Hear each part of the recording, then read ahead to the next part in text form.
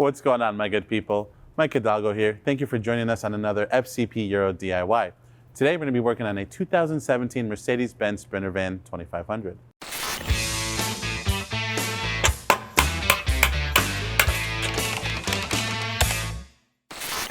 Today on the Sprinter van behind me, we're going to be covering how to replace your engine air filter. In front of us is one of the many options available on fcpo.com. It is a Hanks filter that we're going to be replacing our old one with. We recommend you do this service every 15 to 30,000 miles or every 1 to 2 years, depending on the kind of driving conditions your vehicle sees. For us, we just got this rig. This is our new events van. We're not quite sure of his service history, so we're kind of going through the basics with you good people, and we'll be doing DIYs along the way. But before we get started on this Hanks filter replacement, let's take a look at some of the tools we're going to need for this DIY. For this job, my good people, we're going to need a T25 and a 1/4 inch ratchet and a flathead screwdriver. Pretty straightforward. If you want to speed things up a bit, you can add on an electric ratchet like we have here today. And in some extreme cases, you may need a vacuum if there's a lot of debris in your airbox. But with that, let's go ahead and get started on this DIY. All right, my good people, we are under the hood of the Sprinter. For what it's worth, this is the 3-liter 6-cylinder, what we're working on today. We're going to work on removing the lid of our airbox so we can access our filter. To get started, we have 2 electrical connectors that we're going to unplug, our mass airflow sensor and our pressure sensor. Mass airflow sensor is pretty standard, 2 tabs on either side, and this smaller one has a tab on the back. So let's do those first.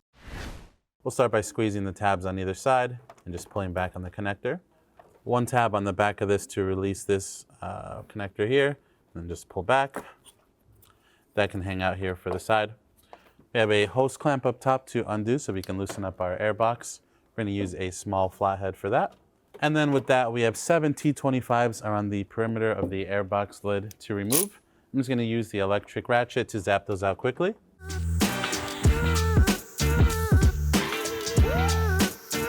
Just going to go ahead and lift this up. And here's the top of our air filter. We can go ahead and lift this up. Pay attention to how it's seated in the box. The orange seal is on the inside lip of the outside of the box. Oh, well, it is definitely a good thing we are replacing this one. But as you can see, it's an old Hank, so they had a good taste. Definitely a little crusty, definitely due for a replacement, and considering that the seal is torn, definitely a good thing we're doing this today. I'm going to take a hot second and just wipe some of this little loose debris out. It's really nothing crazy, nothing needed to vacuum out. We'll just wipe it out, then we'll get our new filter in. Now we can take our new air filter and just place it in the air box. We're going to make sure that the orange seal is tucked on the inside, just like the old one was.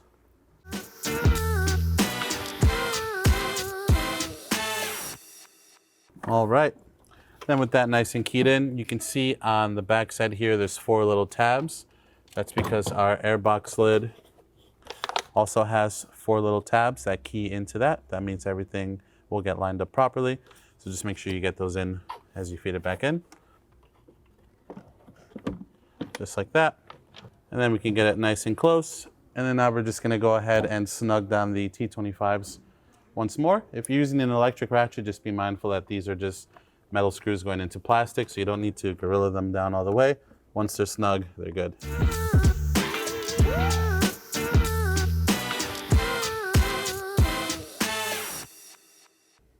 And now back over here, we'll just get our intake boot back on, get our hose clamp lined up, flathead screwdriver, and just snug it down.